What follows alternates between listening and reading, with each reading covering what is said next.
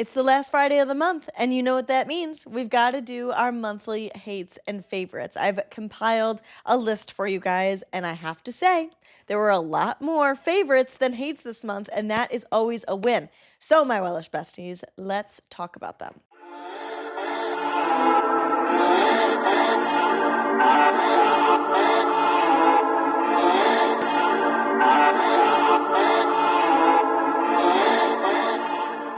At this point, you guys know the drill. I'm going to go through each of the 5 categories that I have for you guys: gym and health, beauty, lifestyle and mindset, dating, and career. And I'm going to tell you guys first the hate, and then I will tell you what my favorite thing was from that category this month. Let's start with gym and health. So I had a lot of favorites that I'm really excited to share with you guys. But the one thing that I really did hate was how hard it was for me to say no to other things in my life in order to prioritize the gym.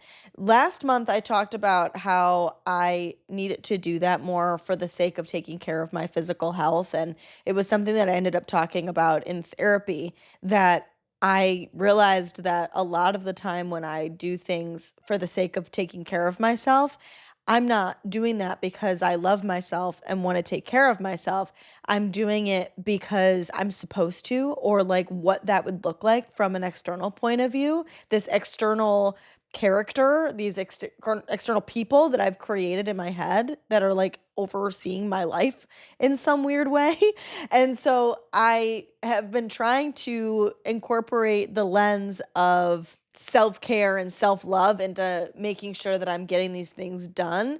But with that, I'm noticing that I don't just prioritize things like the podcast and whatever else. And when I say whatever else, I mean just like things that I thought were more important that were on my to-do list. But I also prioritize not saying no to people and plans, or like talking on the phone with people, than I do making sure that I'm going to the gym. And like, obviously, there's a part of this that I have to prioritize the people in my life. And like, I'm not going to say no to plans that would fill my life so that I could go to the gym. Like, that's not balanced. Like, that's not the kind of life I want to live. I know there are people that live like that, but a lot of the time, those are people that are getting on a bodybuilding stage, and that's not my life. I have fitness goals, and I like the gym, and I want it to be a consistent priority in my life. But I do prioritize making sure my life is full in multiple ways, without like, the gym isn't like my end all be all. Maybe at one point in my life it was, but it's not now. But that said, I use that as an excuse to not do what I told myself I was going to do. And the bare minimum that I do, I mean, not even the bare minimum, like my schedule is 4 days of the gym a week. And it takes me an hour to an hour and a half to work out.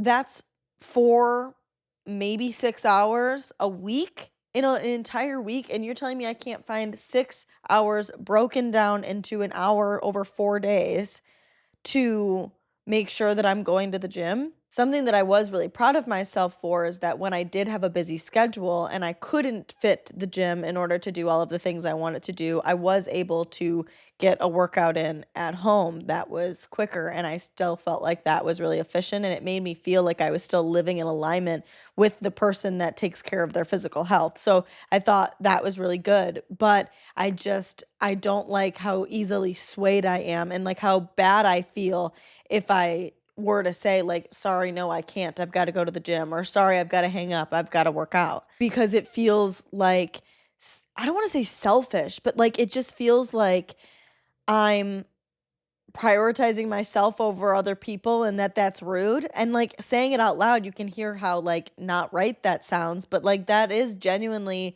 how it feels inside when you choose to do something for you instead of serving your relationships, because you've lived your whole life self-abandoning and doing everything for the other relationships. It's just that you're not in the habit, and you don't know what that world looks like to be able to prioritize yourself. It's uncomfortable. Okay, for my favorites though, I feel like I've been really locked in. Like not as locked in as like an insane like, oh yeah, like gym, but like I've been lifting heavy and I've felt good while I'm there and I feel like strong throughout my workouts and I feel like I like genuinely want to try hard during my workouts and I want to show up and be consistent. And so like all of that feels really exciting and really good and it doesn't feel like locked in like a psychotic consuming way. It feels like very relaxed and like it's just like a part of my life, but it's not my whole life. And so I'm super excited.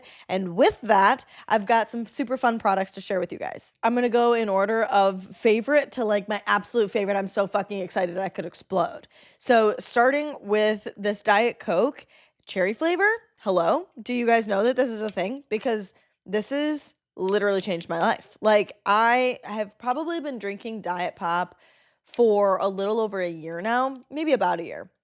And I was a diehard fuck Diet Pop. Like it was disgusting. You couldn't get me to drink it.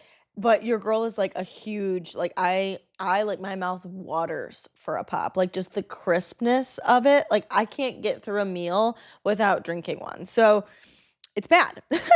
So I have to figure out like what to do. So I started drinking the diet and that's been great. I really like Diet Dr. Pepper. That's been my favorite for a long time. Diet Coke isn't bad. I'm into that. As soon as I knew that it was its own flavor and it wasn't like trying to be Coke for whatever reason in my brain that made it taste better.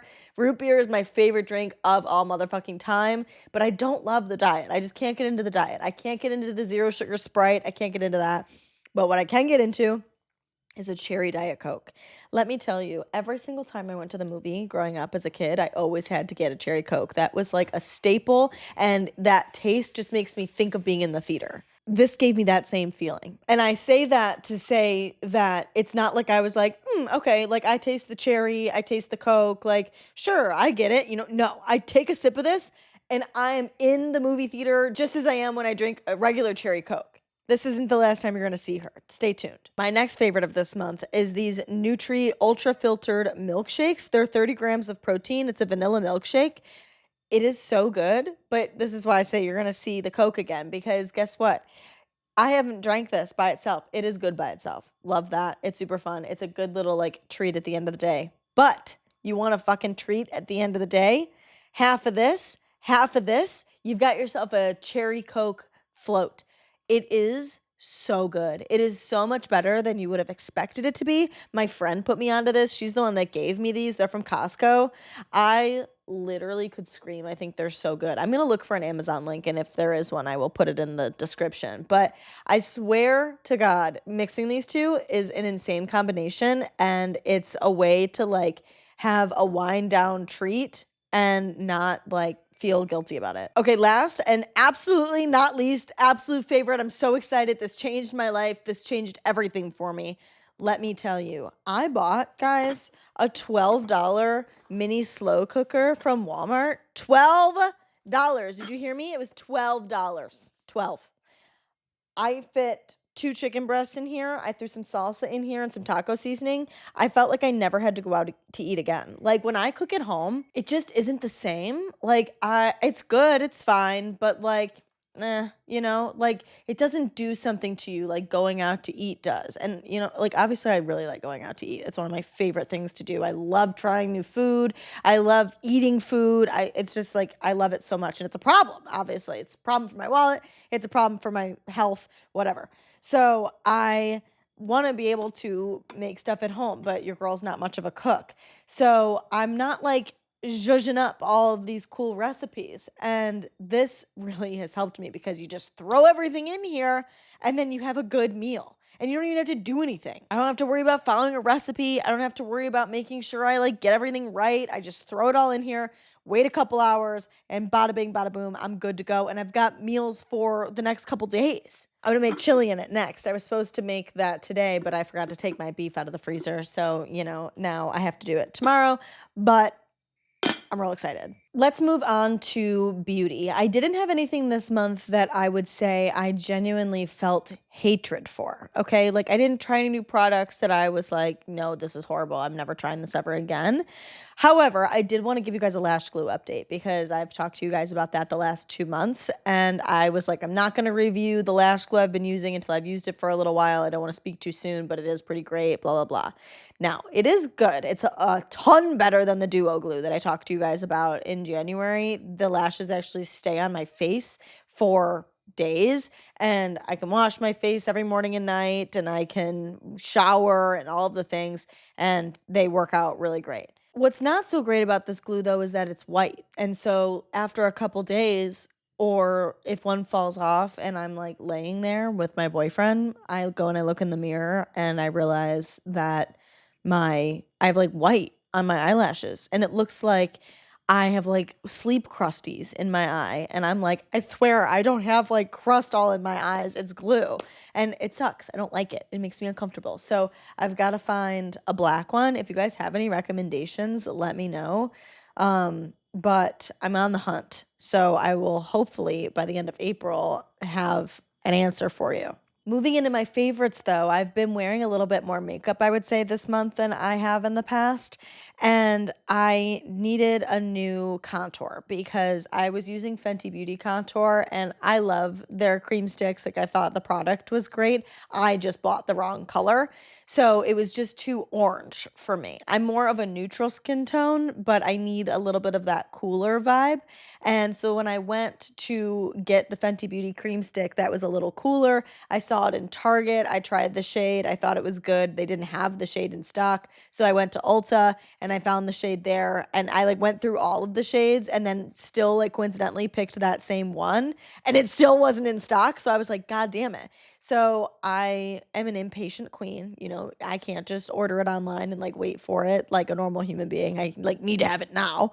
So I was like, what else is out there? Asked one of the Ulta people. Well, I didn't ask. My mom asked. It was a whole thing. So, but I she pointed me in the direction of Rare Beauty, which obviously I have always heard about. I've always been curious about, but I just have never like had the gumption to try it.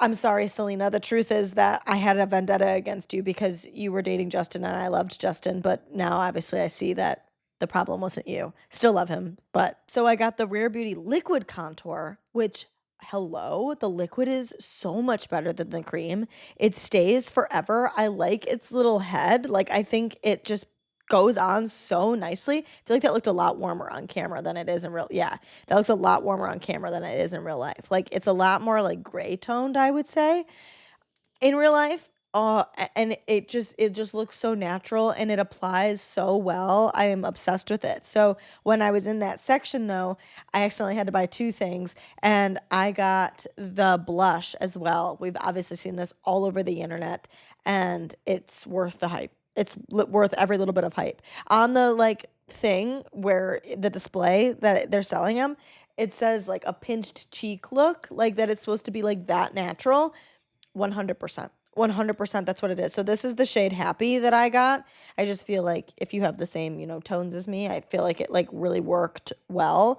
And again, it's got like that cool head to it. So I just think it applies very nicely and it looks very natural and it's buildable. So it can be more like a done makeup look, or I can literally put it on with no other makeup. Just like I'll do my eyebrows and my eyelashes and put the blush on a bare face and it looks good. And I'm really excited about it. We're moving into lifestyle and mindset. So I didn't have really much to say for hates on my lifestyle and mindset, which obviously is great. I was really excited about that, but it felt wrong to say I didn't have any hates because I knew I didn't feel great. Like it's not like I walked through this month blissfully living my life, thinking everything was great, thinking everything was wonderful. Like I'm always like dialed in looking for the things to fix and like trying to do better and make my life better and do all the things. So like, and it's not good. It's not a good headspace to be in. It doesn't feel good. It doesn't feel positive. It doesn't feel uplifting. It doesn't feel enjoyable.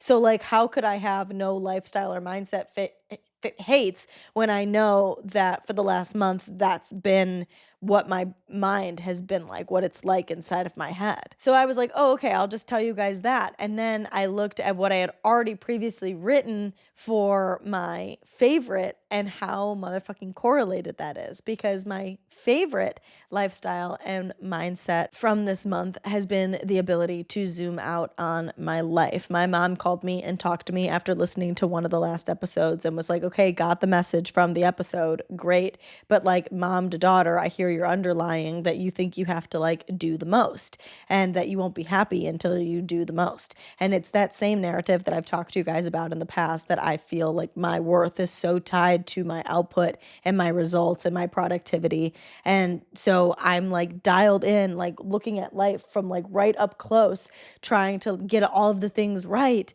And I don't zoom out and look at what my life looks like as a whole and appreciate all of the good things that are in my life. And since that conversation, I've really been able to zoom out and live life a little bit more like romanticizing it. I wish I had a better word, but just being able to feel good about my life and realize that things aren't that big of a deal and that all it takes is consistency. And this is my second favorite mindset from this month, is that the consistency is all you have to focus on, not the results. And I'm constantly trying to like change my plan and fix all of the things and what could I do instead? Obviously this isn't working, so how do I make this better? Oh, I've come up with this better idea, so I'm going to implement this now. And I'm constantly switching it up instead of just sticking to one plan and seeing that one plan through. And when I say switching it up, I mean I'm switching things up several times a month compared to letting things even play out for 30 days and see if it works. So it's like, yes, I'm consistent on an overall scale, but like I'm not following the same plan in order to produce what I'm producing. So if I could just commit to what I want to do and do little things every day to compile over time to get me to that result, that's what I want to focus on without being so hyper fixated on the external validation of making sure I get it right and what can I do to make a big change, and look instead at the validation I can give myself from consistency over time. So, for dating, I'm going to talk about something that I normally don't talk about. I've told you guys this every time we've done this, is that dating for me is like one of my sorest, most insecure things to talk about. I've just had a lot of like weirdness with dating and like my own perception on myself in dating or the people I've been with. And obviously I've been with people that have hurt me and all of these things. So I struggle to talk about dating, but I think that it's important, and the point of this video, these confessions, are to be confessional and to be honest and be vulnerable, so that maybe you'll feel a little less alone. Maybe I could help somebody by doing that. So it's a little scary for me, and I just have to throw that out there. But I've been talking about being able to be more vulnerable in therapy, so here we go. I think that one of the things that I hated this month about dating is how much my situation with my engagement ending comes up in my current relationship, and it's that I want to share those parts. Like I want to share the hurt and I want to share what happened because I want the validation that he won't do that to me too. Like it's a protective thing. Like I want him to know what happened so badly because I want him to be like, "Wow, that's horrible." And that will make me feel safer that he is a person that thinks what happened is horrible, and then he won't do it to me. But it also really, at the end of the day, like every time I'm upset about that situation, it all leads back to the validation that what happened to me was wrong. Like what happened to me was fucked up, and it wasn't my fault that somebody could throw me away and discard me and treat me like shit. Because obviously you're made to feel like there's something wrong with you when that happens to you. So I'm always looking for the validation from like every corner of my life. And of course, it comes up so much in dating and with him because of his very similar dynamic in my life. He's also somebody that I'm dating. And so I want that same type of character in my life experience to give me that validation. like getting it from a similar source. And I hate that, I don't want to talk about that anymore. It's not something that actively affects me or bothers me in my day to day life. And when things come up that are triggering, I just want to be able to breathe through it and let it go and just move on. But instead, it's like, I've got to talk about it and I've got to get them to understand me and like all these things. And I get that those are all necessary parts and that's all good and well, but I just don't love it. I just hate it. And I wish it would stop. Moving into the favorites, though, I'm really getting used to, because like I said, being triggered, I'm really not used to being with somebody that is so emotionally stable, that is so emotionally secure, that I am like, what's the catch 22? Like, what's the hidden agenda? Are you building resentment towards me? Do you actually not like me? Is there something that you want to tell me? Is there whatever? But like this, or like that I'm like, oh, he does hate me because he set a boundary with me. Like that he tells me what he feels when he feels it. He sets boundaries, he communicates effectively, and I just don't know what to do with that. And I'm like, "Oh wait, so something isn't wrong right now? I'm confused. Why is there not like drama? Why is there not something the matter? Why is there not some turmoil that's going on?" Same thing with like us like slowly progressing into our relationship. Anytime I've had slow progression in the past, it's because they were cheating on me. So obviously the progression was slow, or that they just weren't into me. Like maybe it's not somebody I actually like dated, but like somebody I'm talking to, they just weren't that into me. And so I'm being strung along. So like that progression was also slow. And any other example of love and relationships I've had involved either love bombing or just young love that we're just like hyper fixated and like really excited and our hormones are crazy. So we're just like glued at the hip and are doing everything together. And so now that it's like slower but healthy, I'm like, what's going on here? I don't understand. So I know it kind of sounds like I'm talking about it like in a hates way, but I love that. Like I love that realization. I love doing it in the healthy way. I love doing it in a stable way. I love doing it in an emotionally intelligent way, and that's an intentional choice from both of us to show up in that way. It just feels very emotionally safe. He's a very emotionally safe person that I feel like I can talk to him about any of these things, like even the bad stuff that I was just talking about earlier. And he supports me and he's kind to me, but he doesn't just validate that like he doesn't give me the validation that like I want so badly. He helps me to validate myself. And I think that is so much more important and is will get me so much farther in the long run. He respects my independence and it supports my independence, and I think that it's just so cool, guys. I'm just so excited. So obviously, it's my dating favorite from this month. Last but not least, we have career. So, for my hate of career this month, I really don't like that you don't know what the results are going to be when you are pursuing your life. Like that you can do things, but you truly don't know if it's actually going to get you the result. And all that's shoved down our throat constantly is that if you work hard enough, you'll get what you want and you just have to keep going and eventually you'll get it. And like that's all great. And I think that there is truth in that. And so that's why we believe it. But I just think at the end of the day, everything is a dice roll. And that's something that my boyfriend told me. And I really absorbed. I liked it a lot. Everything is a dice roll and you don't know what you're going to get. And I was writing about this the other day that like you can roll the dice 7,000 times to the point that like you're in insanity mode and like need to be put in a straitjacket. But like I'm going to keep rolling because if I roll it enough times, then I'm finally going to get it, right? Finally, this time I'm finally going to get it. Or you can continue to roll the dice, but like continue to enjoy your life. And that way, whether it works out or it doesn't, at least you are living a life you like. My favorite thing career-wise, though, from this month has to do with the consistency that I was talking about earlier, that you need to just make one decision and then show up in alignment with that decision consistently.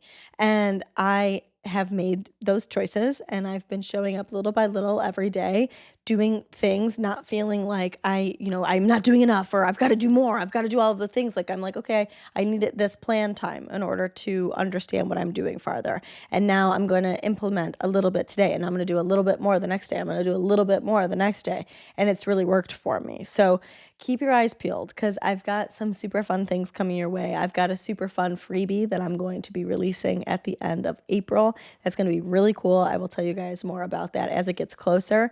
And then I also am maybe writing up a little something. Maybe I'm writing up a little something to share with you guys too. So I'm feeling more clarity. I'm feeling more in alignment. And like that feels really good. That is it for this month's hates and favorites. I love you guys so much. We had a great month.